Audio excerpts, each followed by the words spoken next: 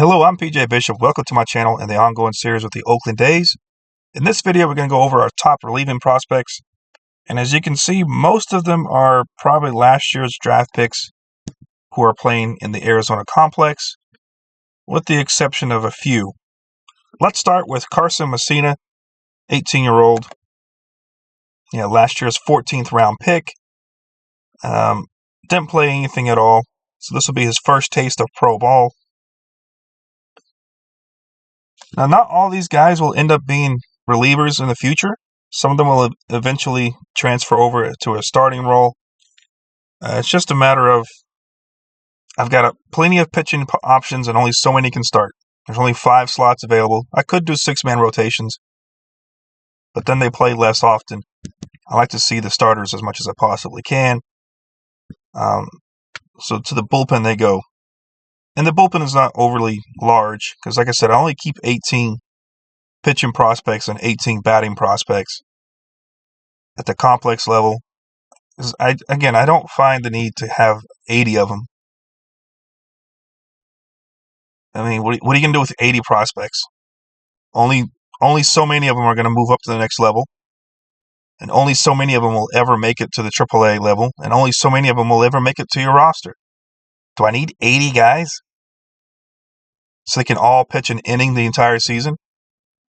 There's no data. How you going to get proper data on 80 guys when they're all eating each other's playing time? So to avoid that, I simply cut them down and keep the best. And Carson Messina looks nice. If he ends up being a bullpen role, that's fine. He's got nearly plus stuff, above average movement, below average control, so his control isn't terrible. He's got a really solid 3-pitch mix. Worst is a plus fastball. Everything else is plus or nearly plus. Looks like his downfall is his loyalty. He's not a loyal fellow. Not a good work ethic and not very intelligent. So I guess I could see that the traits are random, because I couldn't imagine a leader who doesn't work hard. That just doesn't make much sense. Let's go, guys! I'm going to sit here and watch you guys go, but let's go! Woo! So very interesting. And he's not intelligent either, so he's like, yeah, he's a leader, but, he's kind of special. He's on a spectrum. And he's got actually, I wonder if he'll end up playing, hitting some. He's got nearly plus power as well. So an interesting possible dual player here. We'll see what he does in his first action as a professional. Next on the list is Cole Miller, 19 years old, out of the Arizona complex. He must have been injured last year because I didn't draft him, and he was on my roster before. So it appears that he was injured. If I do remember correctly, he was. So this will be fun for him to come back from being out probably last year. Yes, he's recovered from Tommy John. So it took him 11 months, but he's finally recovered. And he'll get to start his pro ball this year. His stuff looks really good. Plus stuff, above average movement, below average control in a solid 3-pitch mix. So again, he could be a starter, but he could be an excellent reliever with that stuff and movement. I don't mind playing him as a closer, a setup man. He definitely has potential to be a good late inning option for us if starting doesn't work out. Then we have 18-year-old Drew Rarick. Oh, we already went over him. He's a closer. So let's just go relievers so we can avoid that. Next we have 18-year-old Hudson Barton. Last year's 4th round pick. So he came out of the 4th round. Didn't see any action, but he's got above average. He's got plus stuff, above average movement, above average control. He's got a solid 3-pitch mix with the curveball being nearly elite grade. So again, someone that can eventually move to the starting role if his development goes well. We don't know. That's why we draft as many as we can and bring up as many as we can from the summer league.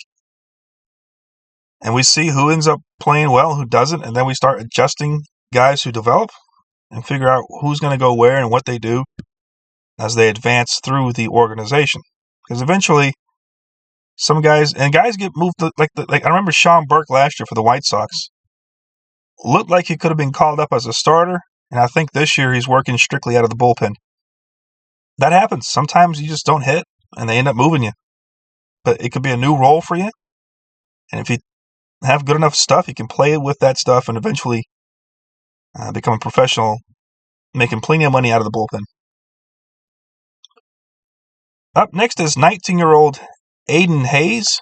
He is last year's 15th round pick.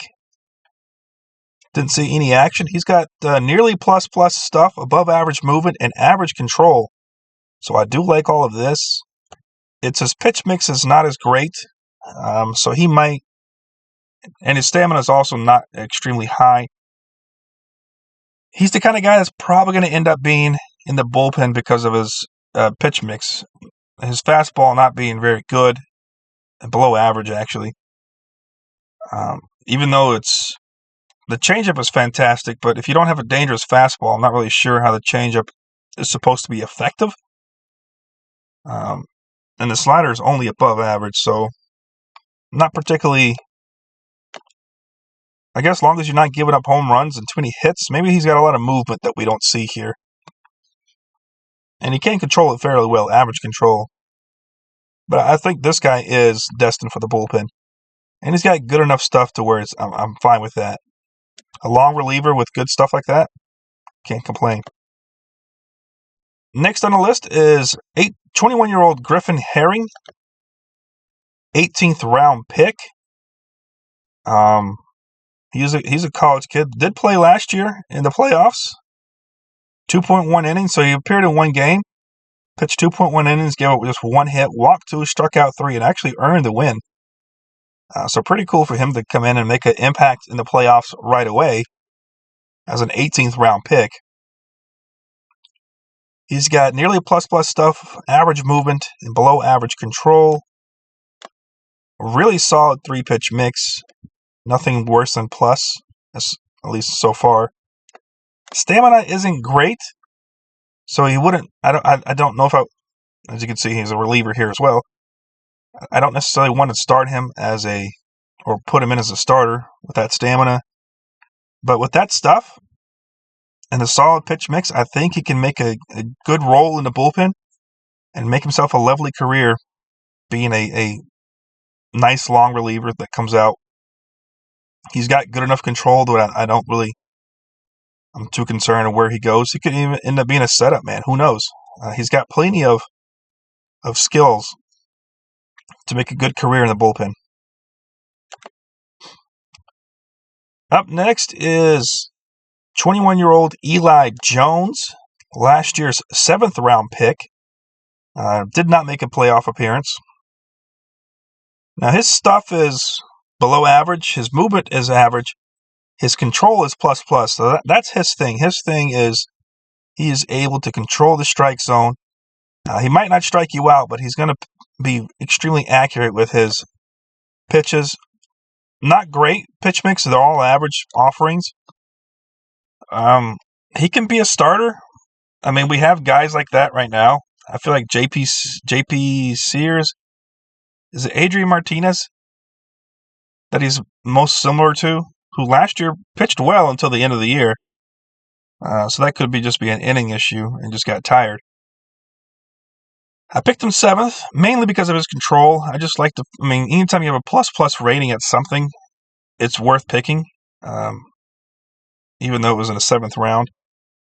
But the other stuff can still improve. It's not like it's not over. The pitch mix can improve.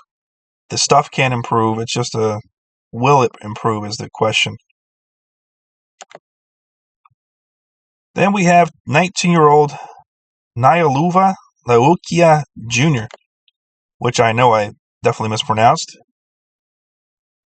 Last year, 5th round pick out of high school. He's got nearly plus stuff, average movement, average control, real solid 3-pitch mix, high enough stamina to retain, to be actually a really good, effective starter. I think he will eventually move back to a starting role. It's just, once again, when you're coming out of high school and you got college guys ahead of you who are a little more advanced, they're going to take over the starting role. But as those guys move up, and if he doesn't graduate this year, depending how he pitches out of the bullpen, he'll probably end up taking over one of the starting spots eventually. So you hope, if things work the way you hope they work. Then we have 22-year-old Ryan Minkler. Last year's 17th round pick. Did appear in the playoffs.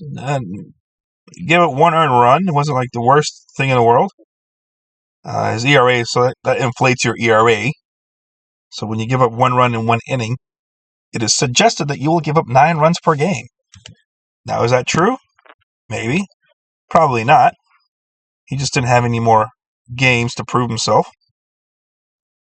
This year he can. Now, he's got nearly plus stuff, average movement, average control, with a solid 3-pitch mix, a curveball that can someday be his elite bread and butter possible strikeout pitch that's rated elite, the plus fastball and a plus changeup. So he's got good pitches to go along with his stuff. Stamina is very low. If it dips any lower, he's guaranteed to be a reliever for the rest of his career. He's already borderline reliever for the rest of his career because of that stamina. I don't like stamina in the 40s. I am more traditional in my pitching. I need you at least, at a bare minimum, you have to go 5 innings. Because even if he pitches well, with 40 stamina, 5 innings is like the cap. They get to 5 innings, and they're gassed by then. And that hurts your bullpen. Guys that can't go deep into games really hurt your bullpen. And then it exposes your bullpen, makes your bullpen look bad when they're really not. They're just so tired because all your pitchers are going 4 or 5 innings each game, and your bullpen has to eat up the rest of the 4 or 5 innings. And that's not what they're designed for. They're not designed to eat up 5 innings. They're designed to go in for an inning or 2 or late in the game and close things out. Or, of course, brought in for special circumstances. Next is 21-year-old overall Braden Quinn, last year's 16th round pick. Did appear in the playoffs a few times with mixed results. I mean, he gave up a run in 2 of his 3 appearances. But he actually got a couple of saves, as you can see here. He ends up with 2 saves, which is pretty cool. And that was during a playoff run. So that was pretty cool. 2 saves in the playoffs. So he must have been the closer. I must have assigned him a closer role last year. But he's got nearly plus stuff, above average movement, average control. A decent 4-pitch mix, not the greatest because the changeup brings it down. The fastball is just above average. Slider and curveball, his off-speed stuff look good. He's got 30 stamina, so yeah, he's definitely a bullpen guy. I was about to say, he's definitely destined for the bullpen. With that stamina, he is one of the rare instances where I end up just picking up a straight-up reliever out of college. But he looks good, and he's kind of proved himself with 2 saves in the playoffs, and then another game where he pitched 2 innings there, 2.1. So hopefully things work out. Didn't strike out many people. Only got 1 strikeout in his entire playoff run. But he also only had 1 walk, so he wasn't going crazy with the walks either. We'll see what he does this year.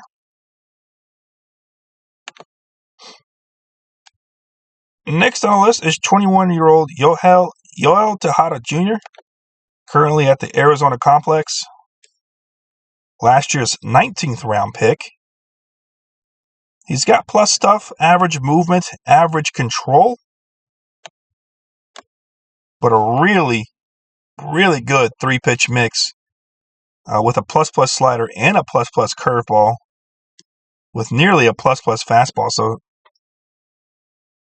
I think if it wasn't for his stamina, this guy would be respected much more as a starting pitcher. But with that pitch mix, he's got a good thing possibly going for him in the bullpen. I hope that can turn out to be the case, because I do like what I see so far. Pretty cool stuff. Coming out of a 19th round pick. I mean, that's a 19th round pick. That's now, of course, it's all projections. It might not end up being that way. Then we have 23-year-old Corey Avant, currently at High A Lansing. So one of the few times someone that actually played for us last year. Nothing special here, but he's got above average stuff, above average movement. His downfall, his control, because he's got 2 excellent pitches, nearly plus grade. Although he's creeping up towards that age where you just don't have that much more room. You either have to perform well and get promoted, or you're in risk of not making it past High A, where he did struggle. And then he went all the way up from the Arizona complex last year up to High A. He kind of cruised through the Arizona, cruised through Low A, and then hit a little snag down here in High A. And he may end up finding himself a permanent High A resident and never really move above High A. But you never know with TCR being so gun-ho on changing ratings. You know, you get a guy that goes from 65 to 45 over 3 months. Why not get a guy going from 35 to 55 in 3 months? You know, let me just have some positive TCR for a change. Because honestly, I don't see positive TCR. I see it only affect negative. Like I rarely see a guy go from in 3 months go from 45 to 65, but I constantly see it the opposite way. 65 to 45, 65 to 45, 70 to 50, just every year with draft picks. They're drafted in the 4th and 5th, first overall. Like, those guys are. Imagine Paul Skeens, and they just dropped him to 45 just because, he just randomly got bad over the winter. Did he? In the 3 months over the winter, he just got terrible out of nowhere for what reason? Anyway, I can't keep complaining about it. Next is 20-year-old Jefferson Jean, out of the 20-year-old Dominican, currently at the Arizona complex. He did play for us last year. Again, one of those guys where the ceiling doesn't seem to be very high, but he's got good enough stuff. He's got above average stuff, average movement, control being his main issue. But the 3-pitch mix is solid. It's all plus ratings. He's got good stamina. His control is going to keep him from never being a starter for me in the majors. He might be a bullpen guy forever. He didn't do bad last year, and he started in all 12 games and had a solid ERA of 2.75. A good whip. The home run ball was okay. His walks were obviously bad, but he struck out at an extremely high rate. That's 13 per 9. So we'll see what happens. I do like him. I think he can be impactful for us moving forward. I just don't know if he can or not, because his control is what's going to hold him back. And then last on the list is 18-year-old Dominican Olivier Sarate out of the Arizona complex. He too played last year for the Summer League. He's got, similar to the previous fella, his control is going to be his issue. He's got plus stuff, average movement, and just terrible control, but not as a good 3-pitch mix, as his fastball is below average. So he's got a couple of things holding him back. But right now he's got good enough stuff to make him worthy enough to keep an eye on him. And he was really excellent out of the bullpen last year. Again, of course, that's in the Summer League. He had an extremely impressive 1.8 ERA. Low whip, didn't give up any home runs. His walk rate was obviously high at 5, but his strikeout rate was pretty darn good, 13.9 per 9. I can live with that. And his ERA is outstanding, so he wasn't giving up runs. But now he's going to be a little higher level with more competition, and we can see what he does. So that's it for this video. In the next video, we're going to go over the infield prospects.